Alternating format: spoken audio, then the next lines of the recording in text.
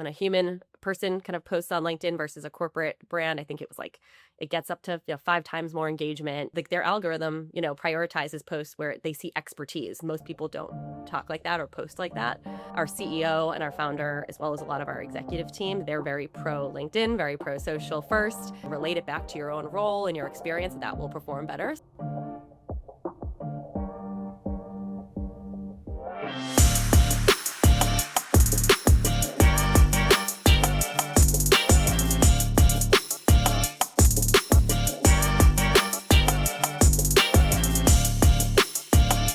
Hello and welcome to the Employee Advocacy and Influence podcast. My name's Lewis Gray, my co-host is Elliot Elsley, and our special guest for today's episode is G2's Jenny Gardynski. So I suppose this is an episode for anybody who is managing a employee advocacy program without a tool. Even if you are managing a program with a tool currently, I think there's plenty in here that you can learn and apply to your own program, or you might just be managing a pilot without a tool currently with the intention of investing in one further down the line once you've proved proof of concept. Whatever it might be, there is heaps in here that you can take from Jenny's experience and what they're doing over at G2. So we spoke about the importance of executive participation and the knock-on effect that can have. We spoke about the importance of personalization, so ensuring that every employee is adding their own touch to a message or their own tone of voice to a message, and not just sharing copy-pasted posts. We spoke about AI, and we also spoke about the limitations of managing an employee advocacy program without a tool. So specifically around performance measurement and tracking and centralization and various other bits and bobs. So without further ado, let's get into the conversation with Jenny. Right. So Jenny, firstly, welcome to the show. It's an absolute pleasure to have you here. Would you mind just introducing yourself for our listeners, please? Yeah, sure thing. Thanks for having me. So I'm Jenny Gardynski, and I'm Senior Director of Content and Communications at G2. For anyone unfamiliar with G2, we are the largest and most trusted source of B2B software data, essentially. Many folks know us as a review platform, but we're essentially kind of that data source for guiding buying decisions for software as well as go-to-market decisions for software brands. And I've been with G2 for a little bit over 4 years now. So spearheading, like I said, both the content and communications teams. And before G2, I spent my career in PR agencies. So about 13 years or so. Most recently, I was at Pan. It's a PR agency based in Boston area, but offices all over now. And I represented a lot of B2B software brands there. So including, SAP, Braze, but kind of running the gamut from emerging growth to publicly traded companies. Thank you so much for that, Jenny. And, you and I had a conversation in the run up to this podcast recording. We wanted to kind of decide on some episode topics. And I had just assumed that G2 had a formal employee advocacy program because I see so many G2 employees all over my LinkedIn feed. And the content's fantastic too. So I thought there might have been something there, or maybe you're using a tool. But I know obviously at the moment you're not using a formal employee advocacy tool or anything along those lines. But the advocacy, as you mentioned, is still very much happening. How would you describe that approach today? Yeah, and I'm glad to hear that feedback that you are seeing our employees posting all over LinkedIn, because that's what we love to hear. Yeah, I'd say the way we approach it is there's a few different ways. Our comms team, we're creating suggested content that our employees can use. So just arming them with the tools, whether that's a dedicated social kit for a particular launch or an announcement, might be on a smaller scale. It might just be a recommended, post, or, here's a G2 post or an executive post that we're looking for engagement on, and just kind of encouraging that. We have, large scale and small scale Slack channels where we're encouraging engagement. Folks are posting their own posts to, ask their peers to, like or comment. We did roll out an employee advocacy ambassador program. It's kind of a newer thing we started last year. We've just kind of rolled out V2 of it recently this year. And then we also are doing quarterly employee contests. So I'd say there's a range of different things that we're doing. We've had some training sessions we've led with different teams or across the company with just LinkedIn thought leadership best practices. We've got internal resources that people can kind of to help us scale that. So anytime someone has a question, we've got, these are best practices for, how to kind of build your thought leadership or kind of what the LinkedIn algorithm is looking for. We're weaving that into, new hire onboarding as materials as well. So even things as basic as you might notice when you're seeing G2ers on LinkedIn, A lot of us have that, like we call it orange background, that color. It's kind of a red orange. We all have like the custom LinkedIn banners with G2 branding. We have a variety of those. Those are all included in, a public resource, well, internal resource, I should say, but included with onboarding. So every new hire sees that right away when they're joining G2. So those are a bunch of the different things that we're doing to make that come to life. There's quite a lot of like different things. Were they, I guess, as a catalyst point, was it something that, hey, we noticed lots of people are using social and we want to enable that process? Or was it, hey, we noticed a lot of people aren't perhaps using social as much as they should and we want to enable them to do more of it? Was there a starting point for this? Yeah, good question. And it's probably a little bit of both. And part of it is just the maturity of our comms program. When I joined, I know there have been comms folks in the past at G2, but when I joined at that time, I was the only dedicated comms hire. We've grown the team since then. So I think on our maturity journey as part of, G2's social, our executive social, this was the next step, natural step in that progression. And I would say it's just the reason why it's also natural is because, our prime audiences, especially on the, software buyers, software vendors, like it's go-to-market teams, it's marketers. So it's a lot of social savvy folks that are in our customer base. So they're living there, whether you're a marketer at G2 or you're a salesperson or an executive, like that's a good way to reach our audience. And we just have a lot of social savvy folks, I think. And I know, Lewis and I were talking about this too. It comes from the top too. Like our CEO and our founder, as well as a lot of our executive team, they're very pro LinkedIn, very pro social first and leading by example. So I think our employees see that like G2's doing it, our leaders are doing it. And like some were getting involved, but not as many. So it was a little bit of like, okay, we're seeing that it's like impactful from the folks that are doing it. How do we get more folks involved and actually enable them more? So it just kind of was that next natural step as we've been progressing. I guess you see all the customers doing it as well is probably a big factor. I know we're big advocates of new G2 badges, top of leaderboards, top of rankings. Like it sort of proliferates across the whole business, I guess. Yeah, that's a good point. Yeah, I think, folks sharing G2 content and just also like, I think it's the way that LinkedIn has evolved. It's become like there's a lot more creativity. Like you see brands doing fun things, like you can take more risks too. So it's not as much of a stuffy corporate environment, I think, as maybe it had started. So I think just that's also kind of loosened the reins and encouraged more people to share and like get involved. Quick one. If you've ever wondered how your employee advocacy efforts are actually performing and not just what you think is happening, Disseminate offers a free employee advocacy health check. All you have to do is provide your company name and our team will pull real social data on how active your employees are, what impact it's having, and then how you stack up against your chosen competitors. So whether you're assessing the performance of your employee advocacy program or getting a benchmark for a future program, these will be the insights you can act on. The link's in the show notes. Jenny, you mentioned during the early stages when your executives were sharing, you started to put an emphasis on this. You saw some impact off the back of that. You acknowledged that it was working. What were those signals that told you that this was working? Yeah, I mean, I'd say from our corporate channel to our executive channels, like those are the stats that we would have access to, especially the executives that we're working with on their platforms. So we're seeing, I'd say, consistent follower growth, consistent engagement growth as well. Impressions is really the tricky one that we have tracked, but I think, as you both probably know, it's that algorithm is always changing. So you could have, you could gain tons of followers, have top engagement, but your impressions could go down just for whatever reason. So we keep an eye on that, but that's not always like the consistent mark to look at. And then for employees, obviously, like that's something we can't track that for all employees. They can see that on their own. But I would say for our ambassador groups and then for the contest that we're running, we can see data through those programs specifically and love to see that, someone who maybe is, they're not an executive, they're just kind of an employee and they're starting to build their own brand and support the G2 brand. Some of them are seeing like a couple thousand, impressions on a post. They're seeing like 100 comments and reactions, which is pretty good for someone that's just trying to start out and build their brand. So I think the metrics that we're tracking ourselves, as well as kind of those kind of ad hoc, moments in time, show us the growth that we were looking for.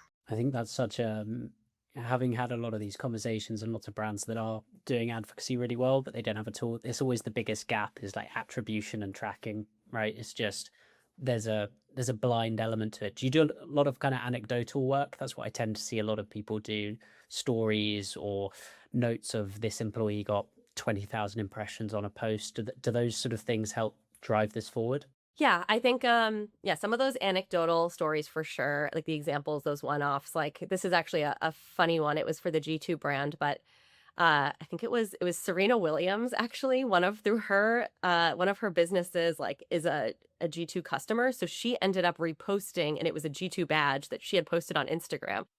And, like, that was so cool to just be like, wow, so, like, whether or not she realized it, she posted a G2 badge, and, like, we ran with that and took advantage of it, and everyone was liking it, and, we shared it on our own channels, but some of those fun things when you see, social kinda take off, it might not be like that wasn't something that's, like, going to be part of the metrics, tracking of, like, average numbers or anything like that, but it was a fun example.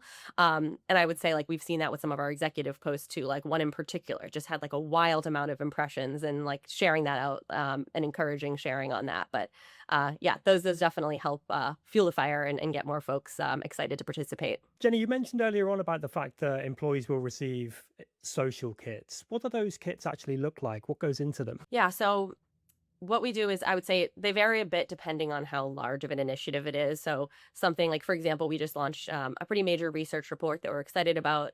That's something that could take a lot of different angles. It's not just like one set social post, which we always want to give folks options and encourage them to customize them. But essentially what we include would be, guidance, best practices. We link out to those best practices pages as reminders. We give, are there particular posts that we want folks to engage with? The brand posts, some of our executives. We've also started including some of our ambassador posts as well as an incentive for them to be part of the program, because they're kind of getting that some of the news first and are sharing first as well. And then, the links to include in your post or in your comments, we'll have UTMs on them for employees. We will also include any relevant graphics. So whether it's if we have one graphic, if we've got, maybe we have a video or an animation, or we have, one of those kind of carousel style posts, whatever we've got, we'll have a folder with all the relevant kind of graphics.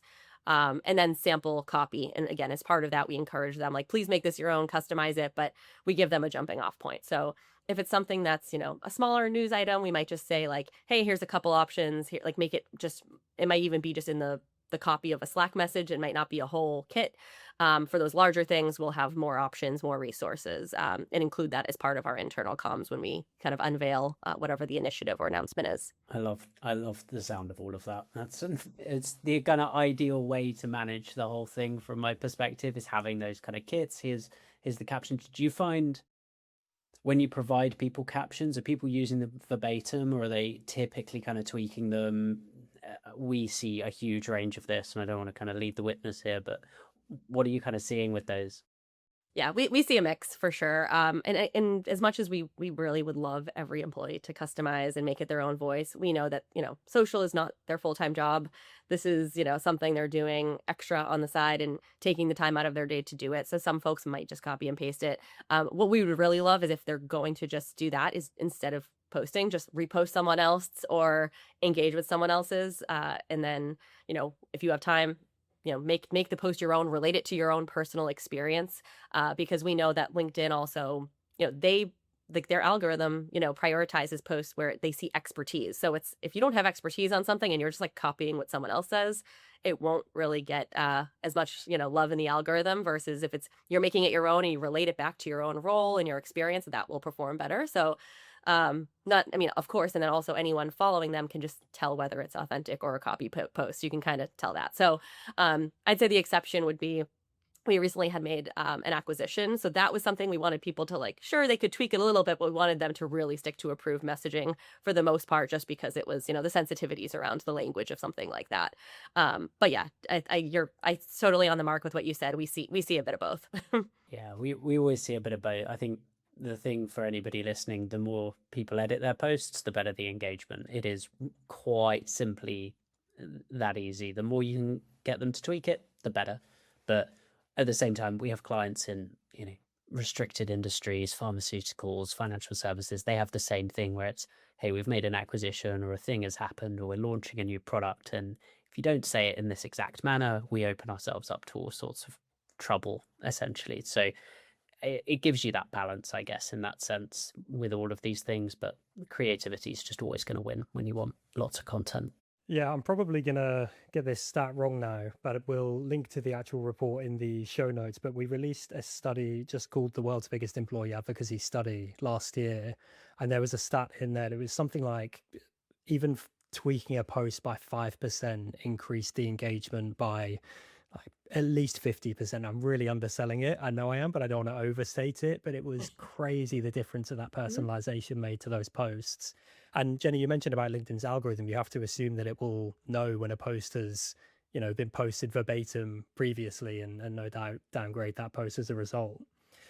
One of the things that you mentioned though was about the fact that employees are kind of going out of their way. Sometimes it's not within their day job or expected within their day job to post to social media. And I know when it comes to personalization, when employees really understand what's in it for them and when they're motivated to post, they will be more inclined to go about adding that personal touch and to make it sound more like them because they care that little bit more, I guess. But how do you go about communicating that it is a mutually beneficial exercise and it benefits them too? Yeah. And speaking of stats, and not wanting to misrepresent them, I remember there was a data point. It may be even higher now. You might know one, but it was, I think, when a human person kind of posts on LinkedIn versus a corporate brand. I think it was like it gets up to 5 times more engagement.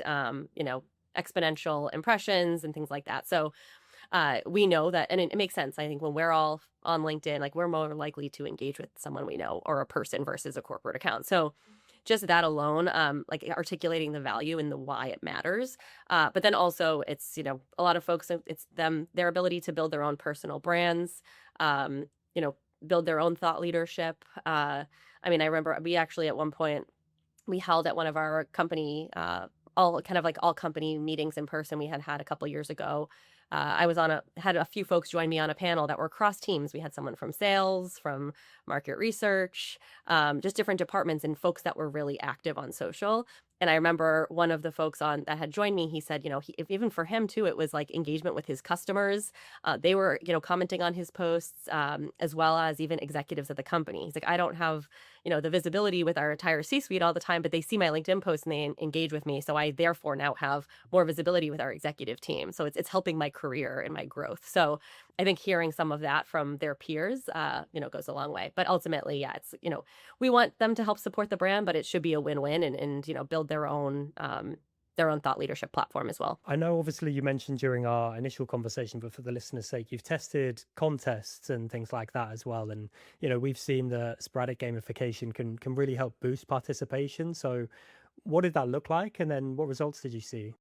Yeah, so we've done a handful of them. We tried to make it kind of a quarterly contest. I would say actually this past quarter we took off to kind of just go back to the drawing board and revisit what we wanted it to look like. And we actually just rolled out our new it's for us, our Q2 starts May 1. We're not on the calendar year, so we just rolled that out. So I'm curious to see how this one looks. We did see some good participation.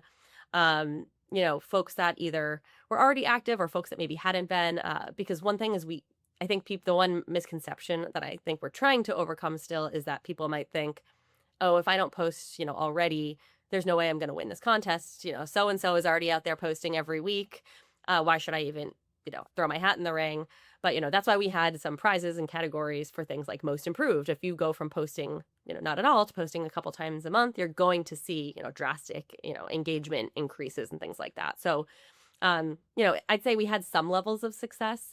But it was funny because when we took last quarter off, we were wondering if anyone would notice. And we did have some employees reach out to us and ask, hey, are you guys doing another contest? We wanted to participate. So that was reassuring to hear. But I think it's just, again, like you said, there's people are busy. It's another thing to do. And, we wanted to make sure also there's a lot of noise, with internal comms, they're hearing from, our team, they're hearing from HR about updates. They're hearing, a lot of company kind of internal, updates. So how do we kind of break through that and make sure people, we send reminders out and all of that. So we worked with HR to get it on like the company calendar to, remind folks when the contest will be closing.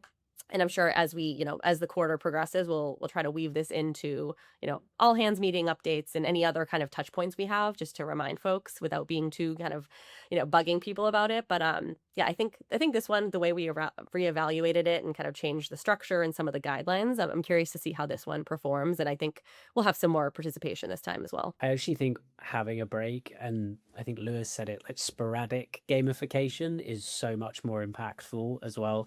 Some of our clients have, in the past have run weekly or monthly, and it just becomes like another thing that happens every week, that happens every month, and it's just less exciting, and you get to make less of a splash about it when you do it. So having like a quarter off and then coming back and going, hey, new and improved, it's a really quick way to get loads of people.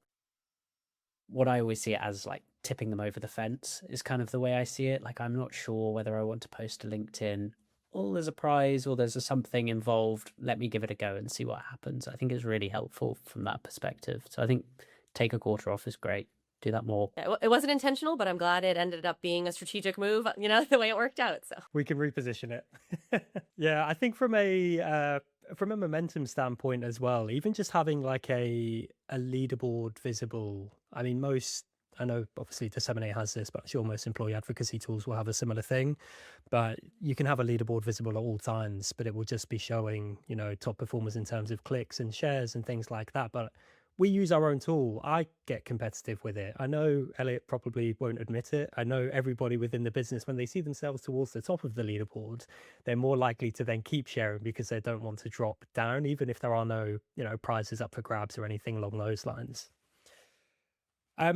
Denny, I'm going to go for a bit of a tangent here because I really wanted to come on to AI, because we've spoken about personalization, we've spoken about various different ways to maintain momentum. Personalization really is the one that comes up again and again when we talk to guests on the podcast about the biggest challenge that they're facing. Obviously, it's twofold, because with the amount of AI generated content out there, the want for buzzword alert, but the want for authenticity is ever growing. But obviously, AI tools, when used properly, can be a fantastic tool to scale content creation. So I'd be curious to know, from an employee advocacy standpoint, are you using GenAI at all? yeah, it's definitely a question that I knew we would get to, because it's kind of impossible to talk about all of content creation without talking about AI. But yeah, I would say, there's not necessarily one set way that, everyone at the company like needs to use Gen AI for social, but the way that we have been using it, has evolved. I would say as a company, we were very much using Gemini, like custom gems, and ChatGPT, building custom GPTs. Now we're also using Claude and using Claude Cowork, so building skills and plugins and all of those things. So I think with our maturity, progressing with AI, so will our usage of that for social. And I would say at a kind of a brand level, Natalie on my team, who she had created, a custom GPT or gem that, fed it, our brand guidelines, some of the AI-isms to look out for, some of the LinkedIn best practices for the algorithm, like all of those things. So that when she's, using that when she's creating content, it's, of course, there's always a human edit, but that's kind of a way to kind of run through some of those basic things. And then it's something we also use with some of the, executives that we work with and partner with on their thought leadership, creating, their kind of custom skills or GPTs or whatever we're using for with their voice. So that might be uploading, hey, these are their top 10 performing posts, study these for their voice.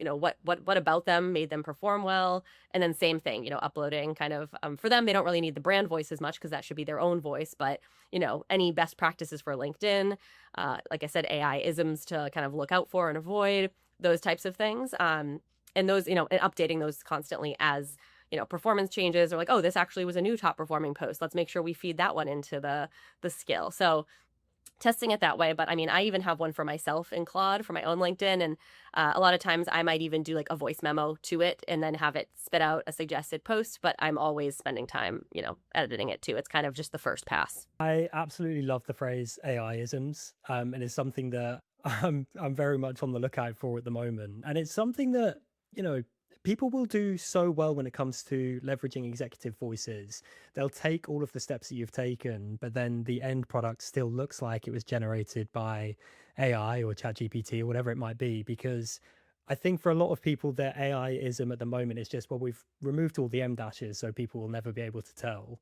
And, this is constantly changing. But for anybody who's listening right now, what AI-isms are you watching out for? What kind of thing are you looking out for as like a red flag, let's say? Yeah, I think the one that we had seen maybe in the past couple years that I think most people are aware of now is the in the ever evolving world of X and like the ever evolving landscape of whatever it might be, starting like every sentence off with that. And then the newer one, there's been some media headlines about this one is it's not X, it's Y. Or it's not just about X, it's about Y. And that's kind of a normal thing to say. I think people do say that, but a lot of times in content, it will spit it out like 10 times within one post. And it's just like the overkill of it. The M dash I'm a little bitter about because I've always used M dashes, but I do think that it's a lot of times when AI is used, they're overdoing the M dashes, they're overdoing the emojis, and it's a lot of short sentences, short with like a few words. It'll be like a couple words, period, a couple words, period, new paragraph. It's just like trying to be like short and pithy, I think. That's for some reason an AI voice, but it comes across because most people don't talk like that or post like that. The other thing I've been noticing, and again, I think this actually does cater to the LinkedIn algorithm, is when it's like the first sentence is like a headline takeaway, which we know that's what people like. The algorithm likes it because you also can't see the whole post. You have to click to see more. So you want people to kind of be bought in after with that first opening line. But a lot of people, I find it's like more natural for them to say, hey, I attended this event last week. It was really great. Here's my takeaways versus like some like big splash headline. Maybe that's how some people do write. So that's authentic to them. But I think it has to be, people can tell if it's how you have been writing or it doesn't seem like your voice. But those are some of the key things that I look out for. I think they're all I always look at it as like an uncanny valley. When sometimes you just see a post and you just go, this doesn't quite feel right for whatever reason. I can't work out exactly what it is, but it is all of those things combined in different places in posts without fail. Totally. There was a question I wanted to ask you towards the start of this conversation, Jenny, but I think it makes sense to ask it now because we've touched on a number of the things that you're doing to leverage executive and employee voices. For anybody who's managing a program without a tool, as you guys are at the moment, what are the things that you think are absolute essentials? What do you think's really moved the needle for you? Yeah, I think part of it is like this is hard to create, but it's like if you have a culture of acceptance and like wanting to try new things, because like for us, it's like there isn't red tape to get through, which I think is nice in our situation where again, it's it's coming. We have leadership support. They're not only are they encouraging it, but it's like we have permission, but it's also encouragement and asking us to do this. So it actually motivates us to do more. So that is one thing. I would say also just having also access to be posting to whatever employee channel. So whether that's internal Slacks or it's other like intranets or onboarding materials, like making sure like wherever employees are going for information that you can create resources that they can access to help scale it and just make that information available to them. Trying to think a few other things. I would say consistency. And it doesn't have to be, depending on how small scale or large scale like someone wants to go with this. It doesn't have to be every single week or every day, but just that people come to expect it, even if it's, on a monthly basis or there's a goal of, 2 employee social kits shared in a quarter or whatever that might be. So that way it becomes systematic and it's not just random and people don't, know it's coming or what to do with it. So those are a few things off the top of my head that I would suggest. And do you think, I guess there's another question to that. Is there a point that you think actually the resource constraints here require like more? Like is tooling something that's on the horizon and you get to a point where actually there's targets around this? Yeah, I think I would say, yeah, it depends if kind of exactly like you said, like where you want to take it. Like right now, like we're a little bit stuck, I would say, on some of the measurement. I know LinkedIn used to actually have internal tools. I forget what it was called. Because we did use, thank you, LinkedIn Elevate, because we were using, and then they changed it to my company G.G2 or some their company LinkedIn or something like that. It was because we could link posts from that directly, and there was some level of measurement. It wasn't super accurate because I think there's like former employees that still have G2 in their profiles, and they were getting counted and things like that. But I'd say the measurement piece, or if folks wanted to automate it more, those are probably some, points where your reach is sailing and you might want to test and formalize it with some type of tool. But I think, yeah, having some type of dashboard. I know, Lewis, you mentioned, leaderboards earlier, like things like that. Right now, I mean, there might be a way to do some of that, but I think we're working within our current resources and priorities, and working with what we've got. But I could see how a tool like an employee advocacy tool could bring, help take it to another level. Okay, Jenny, so final question. I love to ask this question, but I appreciate I'm putting you on the spot here.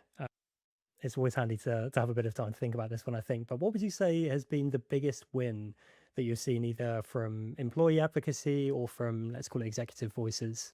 I would say from I'm not trying to think of like one particular moment, but I would just say as an overall one would just be some of the growth statistics we've had. I would say at a company level and an executive level, like things that we're able to track. Like we've been seeing over kind of 20% growth, I would say, on an annual basis from followers, from engagements. And that's kind of like seeing that consistent growth in the double digits for things that we're tracking has been like awesome to see, especially kind of starting the program from zero essentially, and being able to build it over the last few years with the team has been really great. I would say that's kind of the biggest win. And then I think just even like I would just say employees raising their hand to like join an ambassador group, folks that are getting some really impressive numbers with some of the contests and just like sharing in internal Slack channels, like seeing that like, hey, can someone amp up my post that I just post? They're really actually excited about it and doing it on their own. Like that's just been very rewarding and like great to see. But I'll have to think. I might get back to you on some, if there's any like particular posts. I'm going to be kicking myself like, oh, that post was awesome. But We'll get the soundbite in at the end. You can voice note that one over. But that's amazing though. Still, I think just being able to create a buzz it really indicates a huge culture shift. I think from it would be nice if you posted on social to, this is what we do here at G2. It's okay. We encourage it, and people are seeing the benefits. So. A lovely spot to finish on. Jenny, thank you so much for joining us. For everybody listening, we will link to any resources that we've mentioned, and I will get that correct stat that I've absolutely butchered in there as well. But Jenny, it's been a pleasure. Thank you so much. Likewise, it's been great chatting.